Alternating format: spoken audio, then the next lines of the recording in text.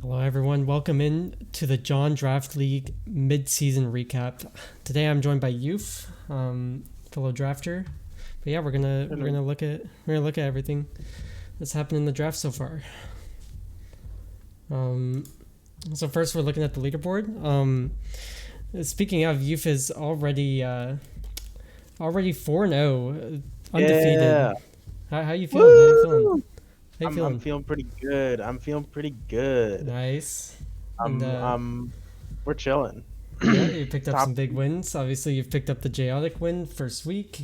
Um, had some good matches so far.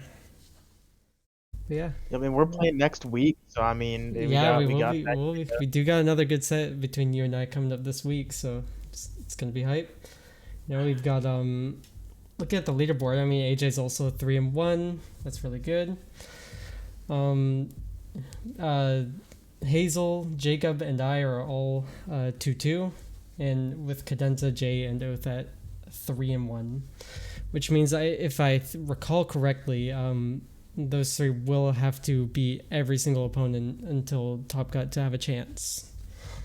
Yeah, and interestingly enough, I mean, at this point in the league, with 4 weeks in, mid-season, there's nobody out of contention yet. I mean, any of these Yeah, players could still go undefeated into the playoffs yeah, and absolutely. probably end up making it. It's still it's a hotly contested playoff run from everybody. Nobody's counted out yet.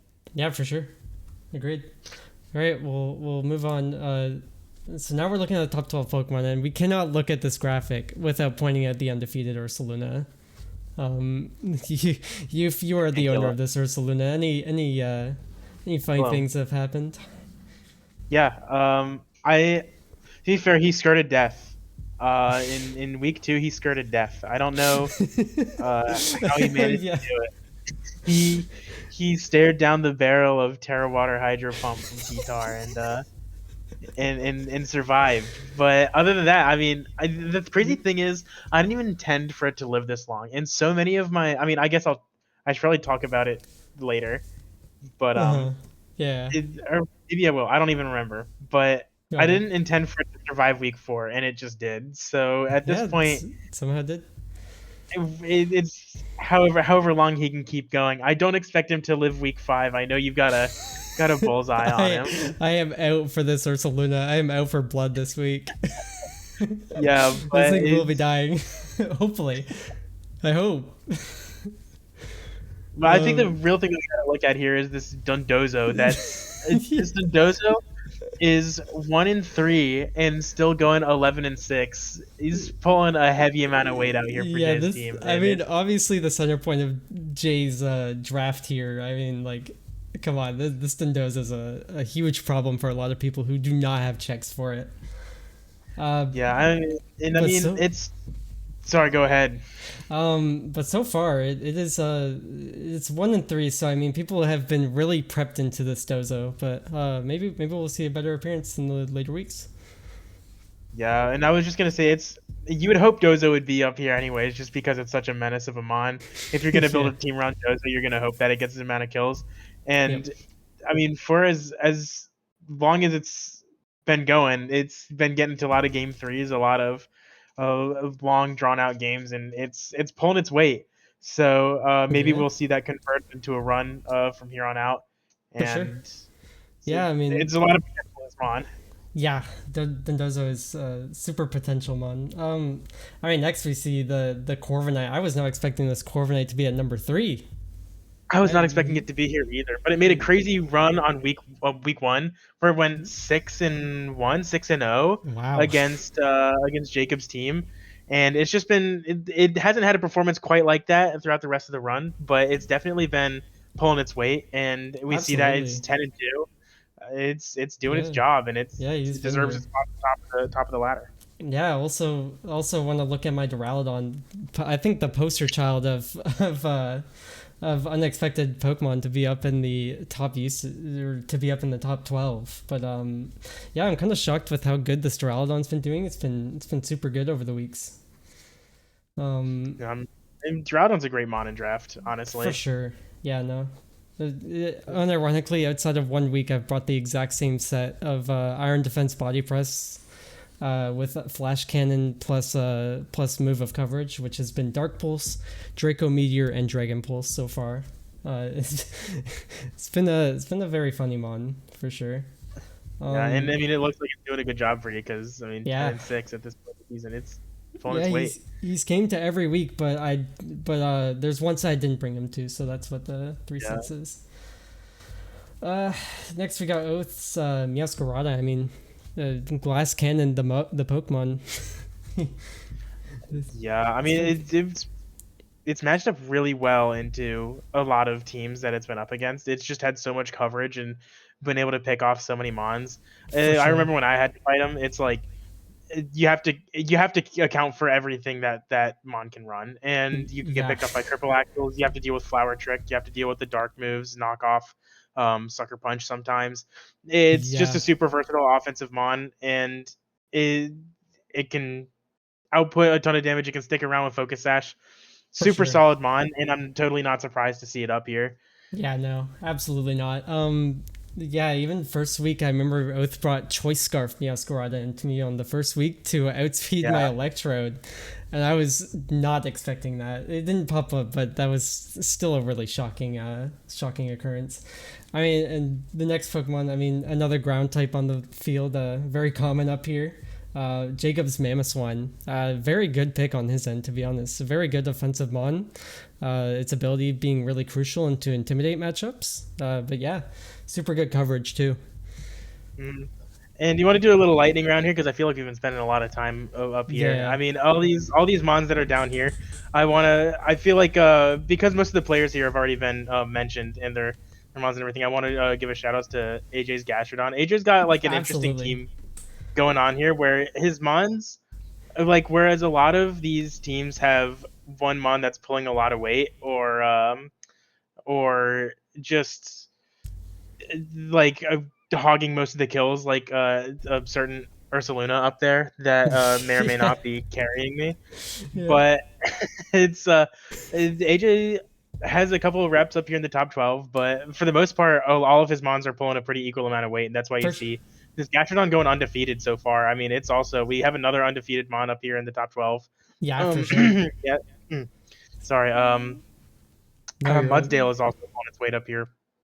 Yeah, and so I also do want to take a moment to point out my Gardevoir that has came to one set and has gotten 6 kills with only 1 death, and I do think this, it was very well matched up into AJ. He was just not prepped for. He was not ready for the Acid Spray McMortar plus the Gardevoir in that 1 week.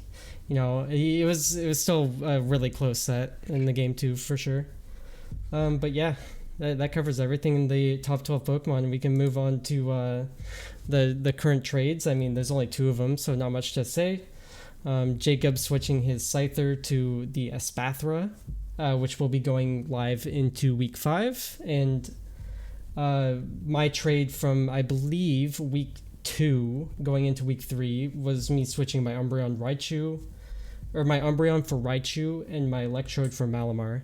I just felt like I don't think I was ever going to bring Umbreon or Electrode to any of my matchups, so I just felt more safe running the Raichu and Malamar, just offering up more support, the key fake out for my team being Raichu. Yeah, I think having Fake Out on your team is honestly just really good for you. It gives you a lot more options into setting up your Trick Room that you have with your Sinister Saluna mode. Yep. It just gives you... it's honestly, Raichu's a pretty solid pivot into a lot of things. You have a combination of... A lot of people don't necessarily have a combination on their Fake Outers of a pivoting move, and Raichu can get in and out of there, so it's a pretty good pickup on that front. It gives you an Electric type also. Yeah, for sure. Malamar is an interesting mon, and just... It's kind of counter-intimidate, and also... it's another Trick Room setter, another mon to add to your Trick Room mode, and you can just do really funny things with Contraries. So I mean, it's always a mon that you can really very funny things. I also do want to point out Jacob's trade to Espathra. I mean, I heard he was saying that Scyther wasn't really going to trade him in any of the weeks, so I mean, fair trade. I think Espathra gives him a really good mode with like all the support moves, like even screens, the speed boost ability. Like it gives so much support to his already really good cast of all well-rounded Pokemon. Yeah, absolutely. I think that Espathra is. I really like the Espathra trade from him. Yep. Scyther, so far his team has been really physically focused, and a lot, a lot of people, including him, have noticed that their strategies into him have just been boosting defense. Yeah, So him myself getting this included. Espathra as another potential strong special attacker can strengthen his other special attackers, like this Glamora that we saw in the top 12, been picking up a lot of kills. Now with Absolutely. Lumina Crash, that's going to be dealing even more damage and having Yeah. even more support with screens that can live longer, et cetera, et cetera. So Yeah, I really like the Espathra pick from him, and I think it gives him a lot more control over the pace of the game. for sure. Agreed. Um, yeah, so I mean, trade tokens. Everyone still has their trade tokens, other than me and Jacob losing one of our three. But yeah, our next slide. So now we're looking over the featured teams. So we have AJ here, and I gotta say this team was insanely well made, and I'll pass this over to you because he was in fact there for the whole prep. I've helped AJ do a lot of prep work with this team. Hmm.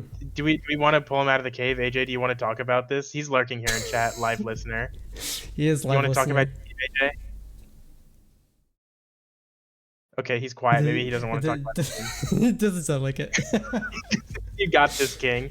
All right. So there was a lot of really cool tech. As you can see, the Jay is our resident man of chaos. Look at this draft. The second he drafted that, everybody had a target on his back. Yeah. Everybody he had a target on his back. Everybody had it out for him, and so you'll probably notice a trend. Any team that is built into him looks completely bonkers and wild, Yep. and this is no exception to that. We've got a lot of people are running Roar. This Incineroar is packing it to get rid of this muck. Not letting that thing click minimize on anything. Yep. Obviously, just a fake out knockoff redirection. Protect is interesting for the Perish Song endgame that we have on this Miss Magius. This Miss Magius having Perish Song to get rid of Dondozo when it combines. Um, and really, this whole team you'll kind of find is built kind of around this passive, just force Dondozo to combine and then click Perish Song into it and sort of win that way. Um, Except there's some other techs like the Braviary having body slam to hit, minimize a muck, whirlwind, more phasing, twin beam Farigiraf that killed Smeargle and Yep. Flamigo.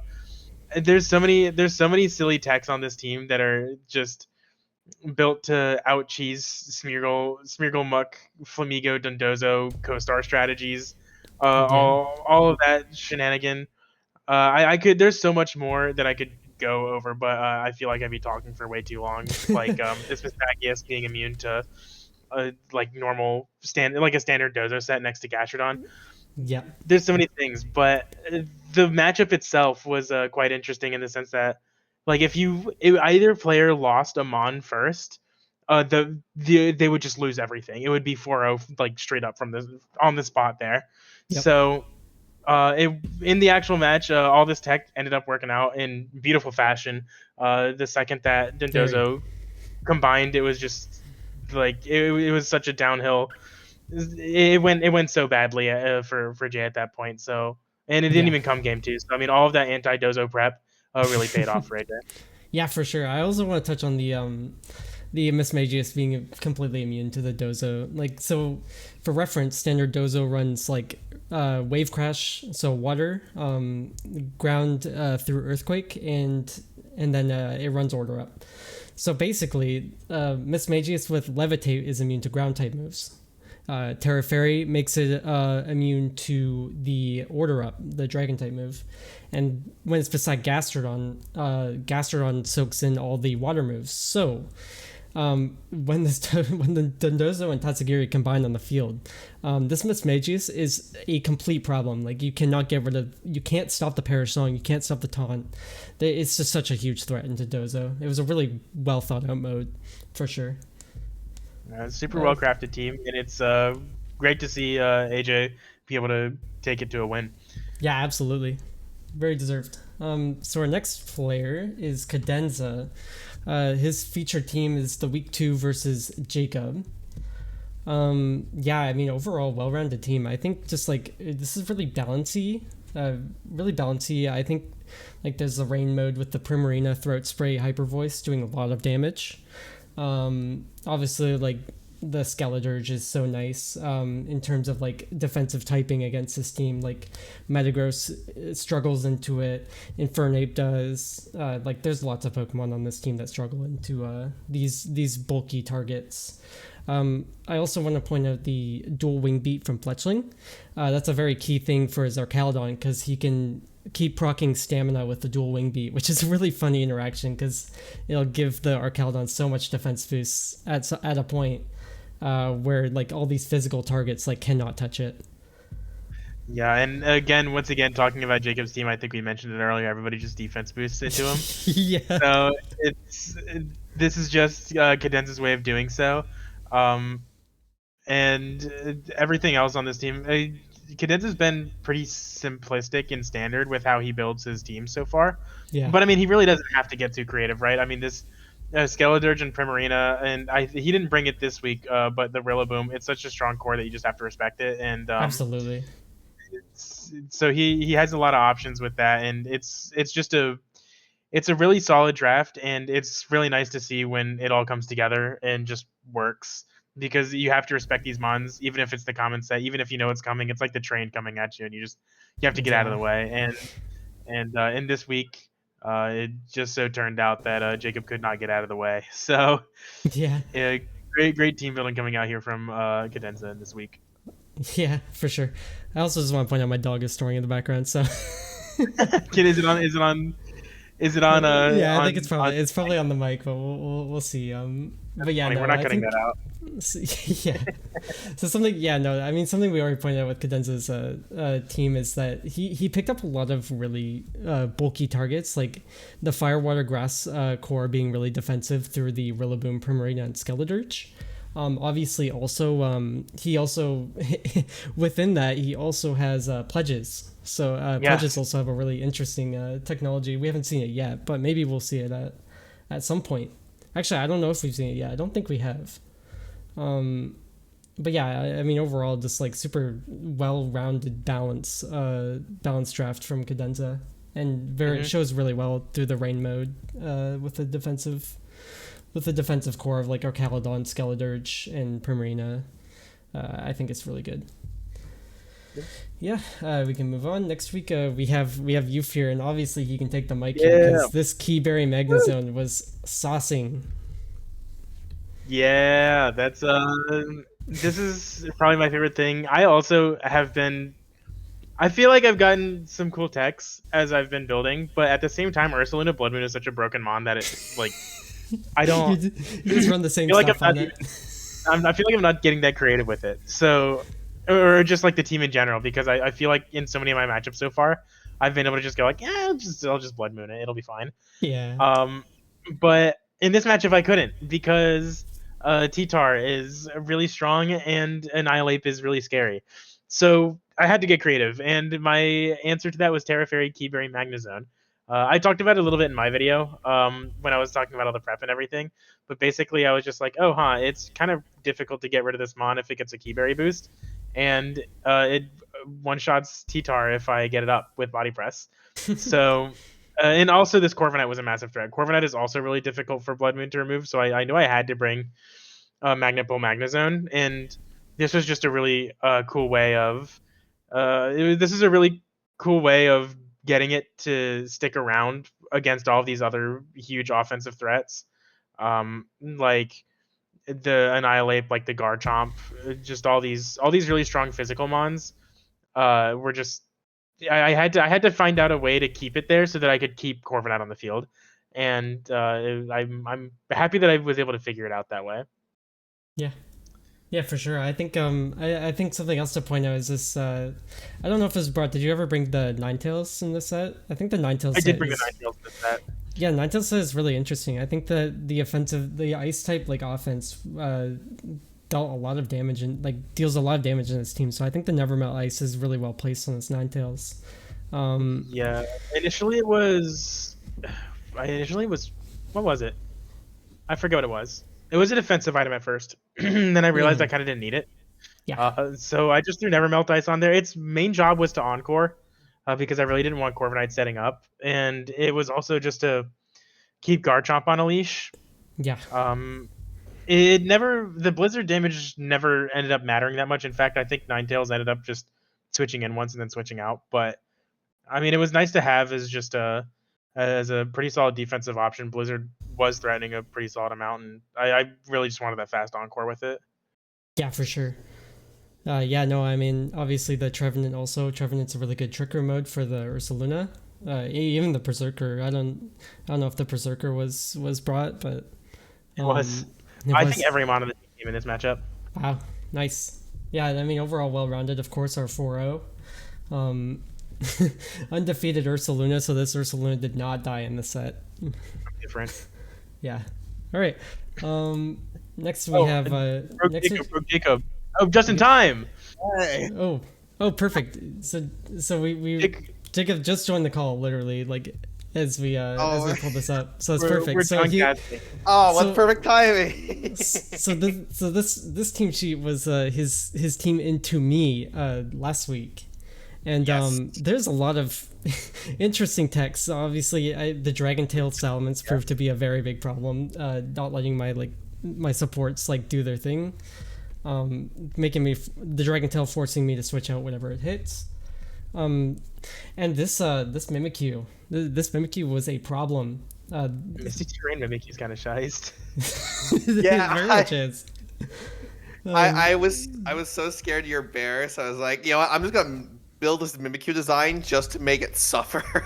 I've seen the Misty Terrain through Oath in the first week too. I am very familiar. I was not familiar with this Mimikyu's game because I also just brought Flame Orb into it, so that would have been we didn't get to see the interaction, but it's very funny. I think the funniest thing in the Mimikyu was the curse, because obviously the curse takes away half its HP, but it doesn't break the disguise, which is such a problem. Especially for me because of the bulky targets I was running and not being able to immediately remove Mimikyu because my Dragapult was the fastest Pokemon on the team.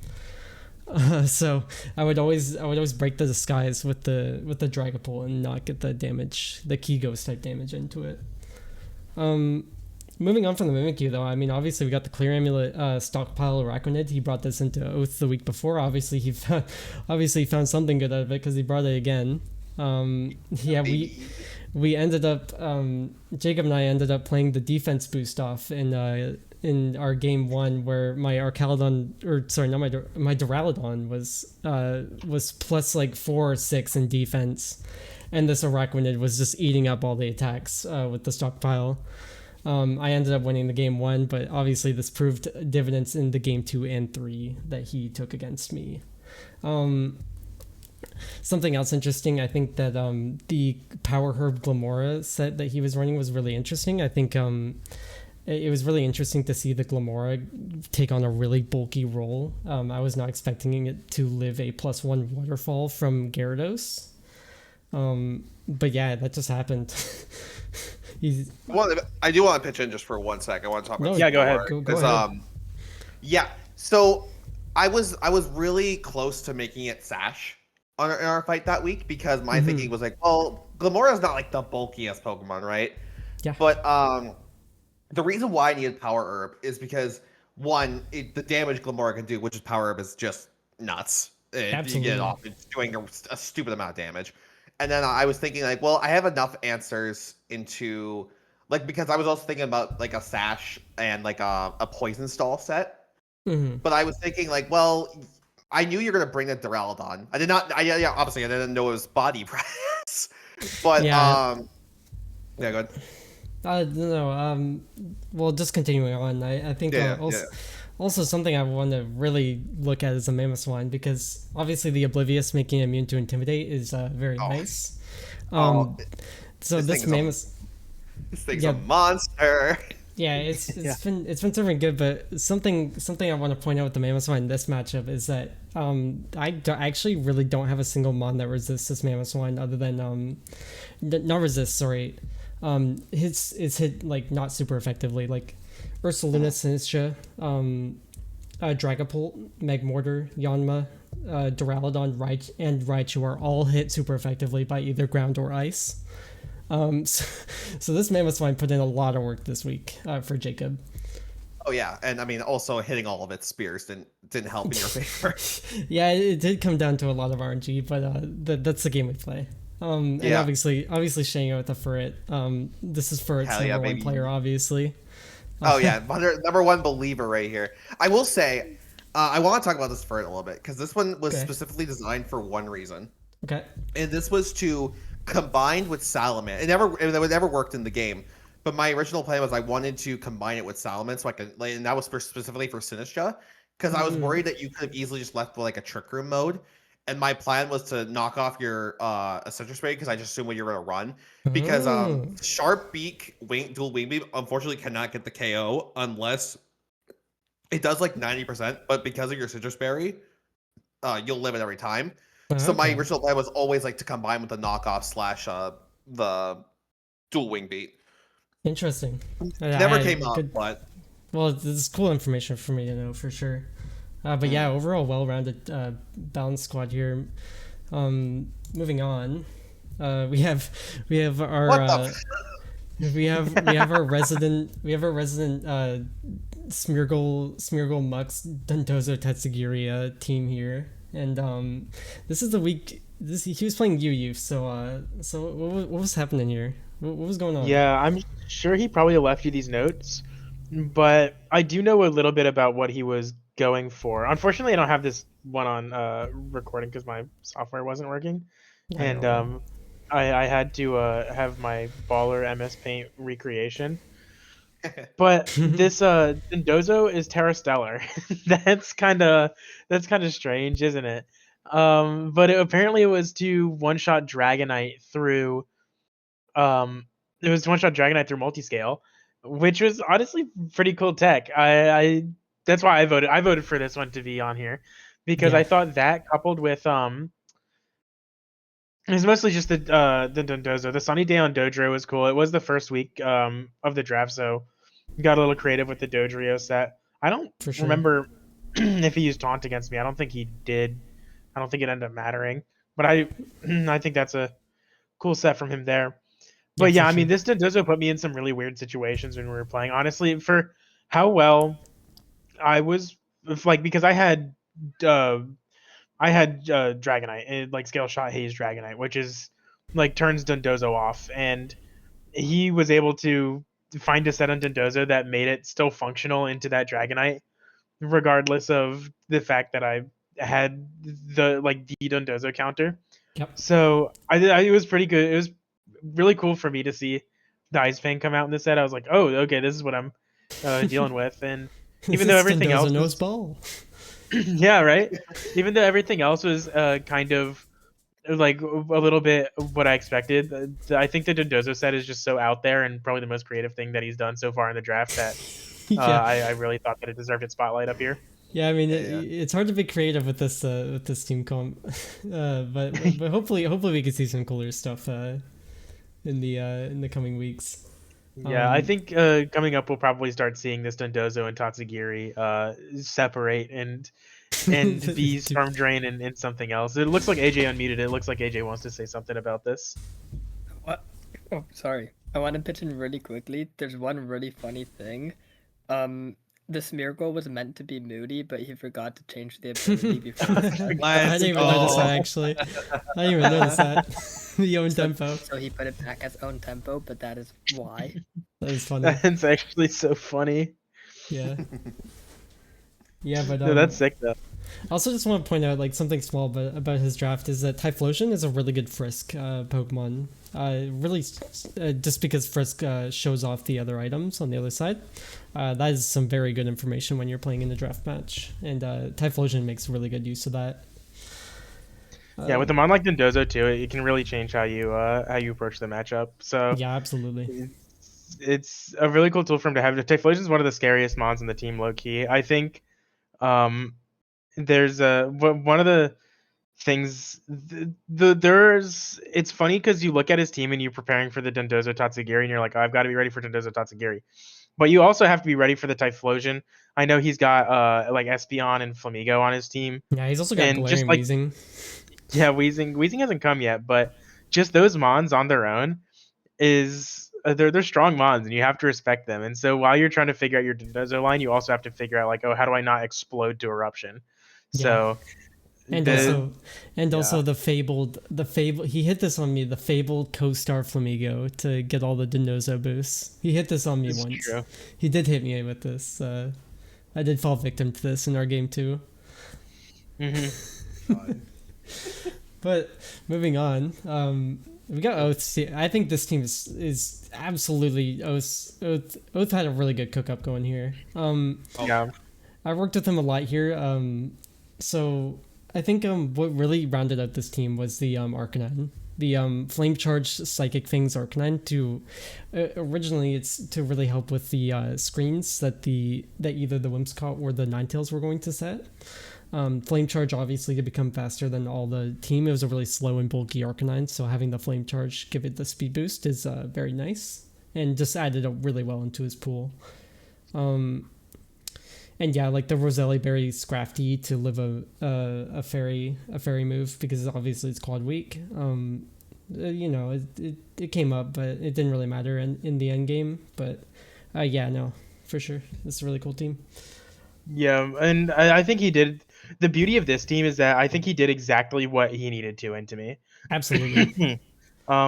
He like my matchup going into this, Clefable, just Citrus Clefable. It's so hard for me to get through Clefable in Golden Go, and being able to just nasty plot up and make it Rains Rip, and it's like pretty unresisted on my team. I have to bring all these steel types, and the steel types aren't like particularly that good into Golden Go or into Clefable. Like they can't get through Clefable fast enough anyways. So he just prepared this really well. I think everything that he did here was like exactly what he needed to do. Arcanine with the Assault Vest, I was kind of scared of going in. I was like, oh, Arcanine could be Assault Vest, and I would struggle with it a little bit. I expected to have Snarl, which is why I ended up going with Covert Cloak this week. But I mean, the Psychic Things tech is really cool. I wonder if I guess it was actually pretty good into Tauros too, which is something that it never came up in the match, but it would have been. It wouldn't cool. Oko. It would always 2-hit KO the Tauros, which is super nice considering that Arcanine's current moveset really doesn't do that. Yeah, but I mean, even in this match, it's like it's a good call out that I wouldn't bring Intimidate because I'm scared of Milotic. So you get that with Arcanine. And just, I mean, every other set on this is just, I'm like focusing on the Golden Go Clefable Arcanine. The Milotic is really good too. Meowscarada being choice band, that mon does so much damage and outspeeds my whole team. Yeah. I like the Scrafty with the Roselli Berry. I thought it made it a pretty good pivot into what I brought. Yep. So I think again, just really well crafted team. Did exactly what it needed to do. He saw the matchup and found everything that he needed to do into it, and I commend him for that. That was yeah, great, for sure. Great finds by him in his team building. For sure. Yeah, no. For sure, we can move on. Now we have Hazel's team, and I don't want to talk about this one. this is versus Youth. This is versus me, this was Youth. Oh, okay. Yeah, so obviously we've got to point out that Tyranitar. Look at that Hydro Pump Terra Water Tyranitar. Oh yeah, baby. And so Youth, you wanna tell us what happened here? Yes. So we looked at the matchup from my perspective on my slide, but now we're looking at it from Hazel's perspective, and this team is kind of hilarious. A lot of it, I was really scared of Annihilate going in, and this Annihilate being Choice Scarf is again exactly what she needed to bring. Final Gambit is just Scarf close combat and Final Gambit. Super threatening. It can hit like every single one of my mons. That's largely why I was Terra Fairy on most of my mons. Yeah, and you can intimidate it. Exactly. But even doubling down on the I'm not allowing you to intimidate me. Hazel has this Corviknight, which funnily enough was pressure on accident. It was just Mirror Armor, but it was pressure. Mirror Armor. It actually ended up not mattering, but I noticed it halfway through the set, and I was like, wait a minute, I have less PP than usual. But assuming that was supposed to be intimidate or Mirror Armor. She doubled down on the not allowing me to intimidate. She had so much intimidate counterplay on this team. Yeah. Clear Amulet Garchomp, the Corviknight who was supposed to be Mirror Armor, the Annihilate with Defiant, and then going with this special T-Tar, the star of the team. And This was crazy. yeah, I really like the set here. It had pretty much the coverage for everything. I didn't see the snarl up until later, I think, and then once I did, I was like, oh, I have to play around this. But this Hydro Pump, I would never have seen coming in a million years, and I didn't see it coming in a million years, and I think it was an insane tech move to be able to slap onto this T-Tar, and it's so sad that it didn't end up working out for her. It missed my Blood Moon, and by the skin of its teeth, Blood Moon lived another day. Still undefeated. Undefeated off of that Hydro Pump miss. But it's like this T-Tar is the story of like, oh, but what if it worked? Because it is one of the coolest sets that I think we've seen in the draft so far, and I hope that Hazel is able to redeem. I hope this T-Tar is able to redeem itself at some point during the draft, because I would love to see this thing hit a Hydro Pump and go stupid. Absolutely, I agree with that. And I mean, honestly, also pointing out the Chinchino. I think the Chinchino is also pretty cool. I think After You was a really good take to make the said Tyranitar or Corviknight faster. I think Chinchino has a decently good speed stat. Yeah, actually, I didn't even expect that.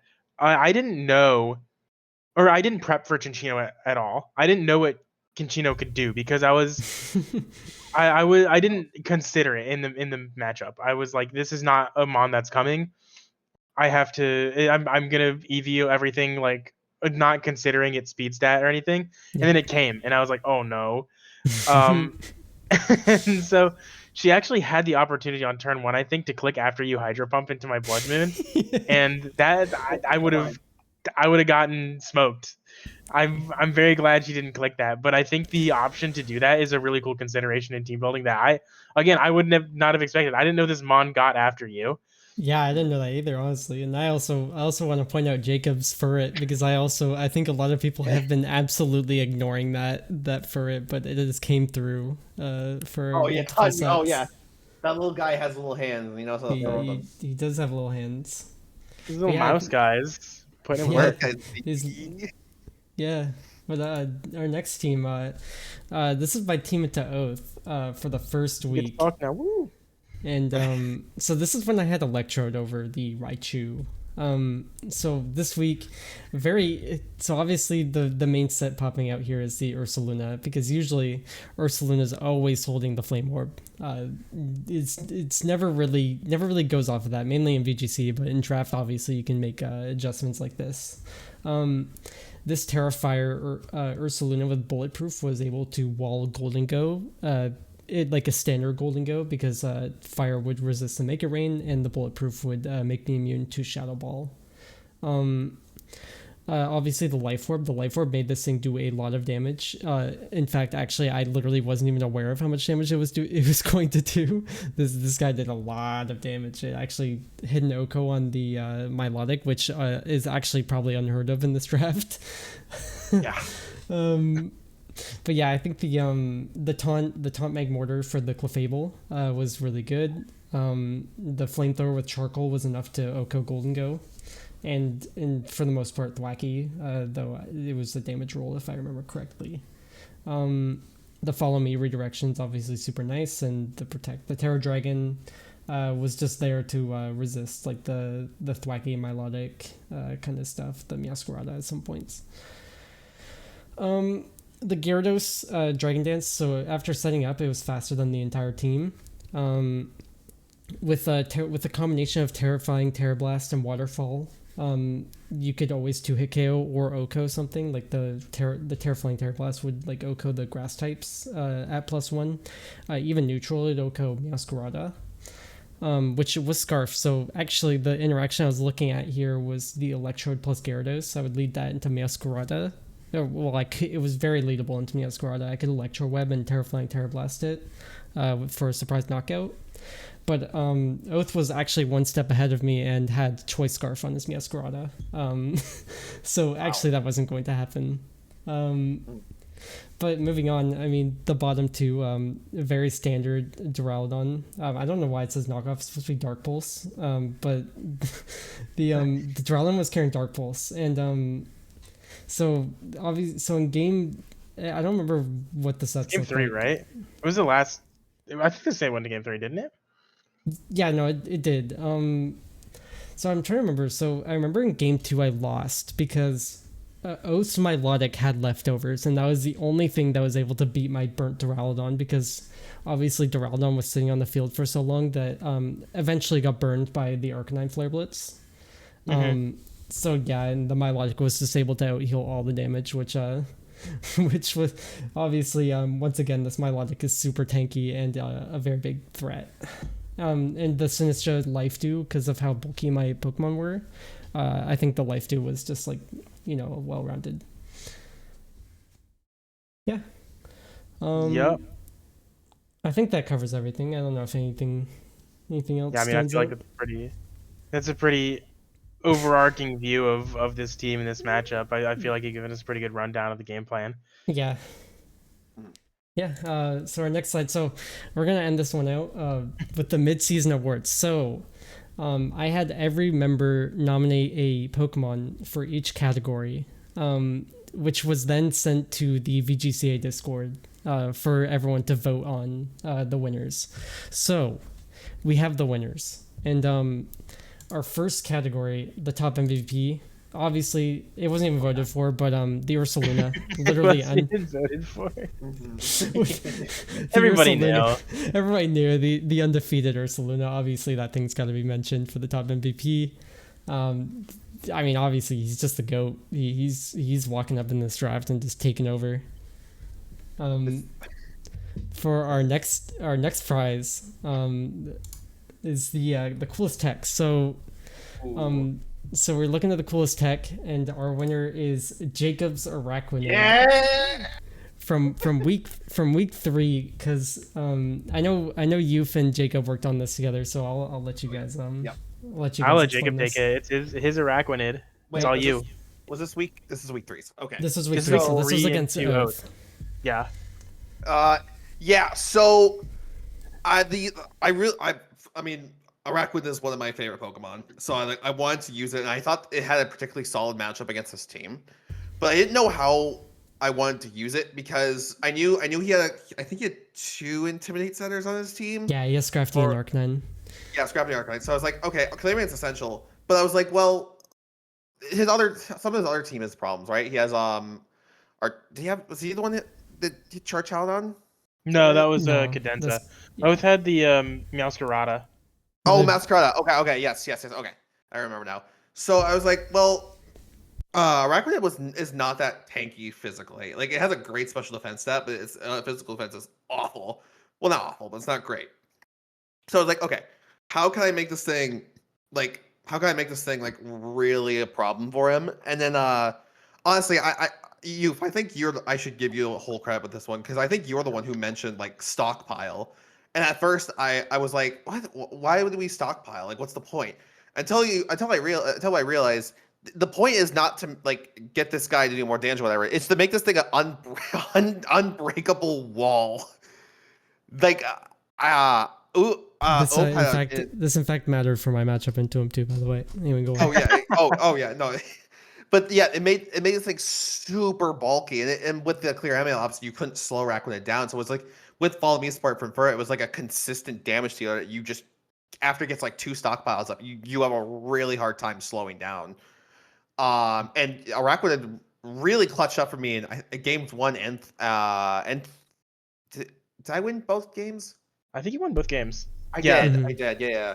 And I know Araquanid, almost nearly soloed game 1. I think I didn't do as well in game 2 with it, but I think that's because Oof adapted almost as well as could have.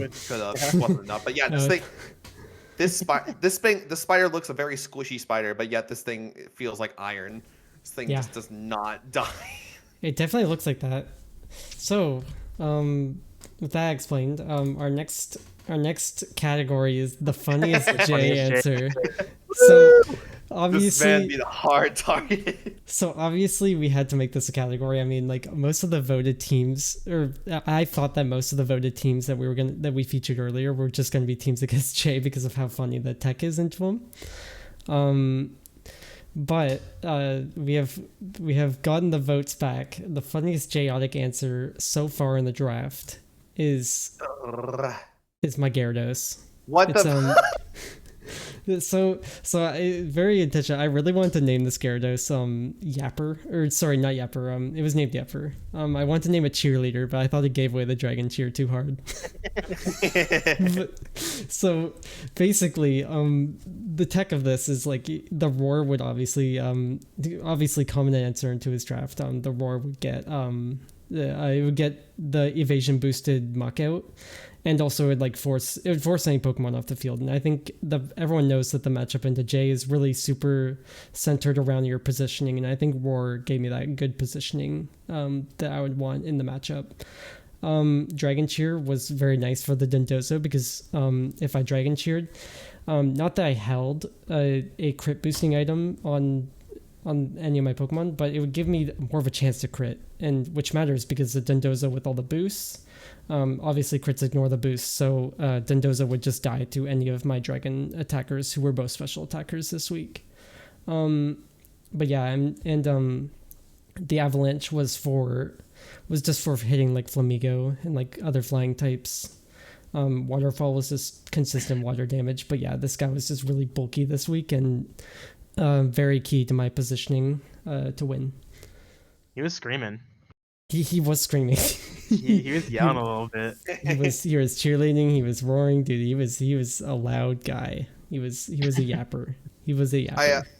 I want to say I love the Avalanche tech. Yeah, I love that. I think somebody else brought Avalanche into him. Yeah, Hazel did the week after. Oh, really? Avalanche. Yeah, No, on which T-Tar. is very funny. Yeah, the T-Tar. It was actually Roar Avalanche specifically. I wonder if there's a little inspiration there. Yeah, that is funny. All right, our next prize, who burnt down the kitchen, and obviously we know who won this one. Obviously, unfortunately, it was a special T-Tar that missed its hydro pump. Oh man! Could not find its target onto the Ursaluna, so unfortunately, it did burn down the kitchen. It would have worked though. It almost worked. It would have worked. It would have worked if it had just connected that one hydro pump. But anyway, so obviously this is one. It was like the largest gap of a vote. Like this thing absolutely smoked the vote. Yeah, we've already talked about it though, so I mean, yeah, you all get the gist. Yeah, exactly. So our last prize, the best nickname. This one is going to Jacob Salamence, called That Thing from Shrek. Yeah, And, it's just that thing from Shrek. Apparently he's just that thing from Shrek, and obviously everyone voted on it, so it was a pretty good option. So for context, I don't know. I mean, obviously for people who have seen the movie Shrek, the Salamence was supposed to be like that dragon, that the donkey. It was falls in love with donkey in the movie, but I didn't know what his name was. So I was just like, oh, that thing from Shrek. You know, people will know that, right? Yeah, that is funny. I am curious though. How did you fit it into the name? Did you just like short form all the words? Oh yeah, I couldn't put that in the actual name in game, so it was like thing from Shrek, and then no space bars. It's just Thing from Shrek. all locked together. That's funny actually. Obviously, this one had like a close runner up. So we'll give this one honorable mention. Stefan Moth the Venomoth, from AJ. I mean, obviously, super good wordplay on the moth. Yeah. We've had a lot of really good nicknames. Yeah, we've had a lot of really good nicknames, and some of them. There were some that weren't listed up there because they either weren't brought to a match or they came to a match but didn't ever hit the field. I also want to shout out a couple. I want to shout out LeBron Flames, the Incineroar, also on AJ's team. Yeah. And who else? I feel like I remember some. I've got to bring up the poll. I want to give a personal shout out to my collection of teacups that I've been naming my Sinistра after. So every week I've just brought my Sinistra with a different name of a famous teacup brand. The plug. Winton got shafted. Yeah, And Winton. So Cadenza's Rillaboom Winton. I mean, it was Who was the literally only matron on the team? he literally that's his only nickname. It was just Winton the Rillaboom, and it was a very good nickname for sure. But I think we've reached the end. I think that is it for the Johncast midways through the season. Mid-season Johncast. Yeah, so I think we'll be back at the end of the season, and we will have another one at the end of the playoffs. So yeah, stay tuned, and yeah, have a good day, everyone. Peace. Bye bye.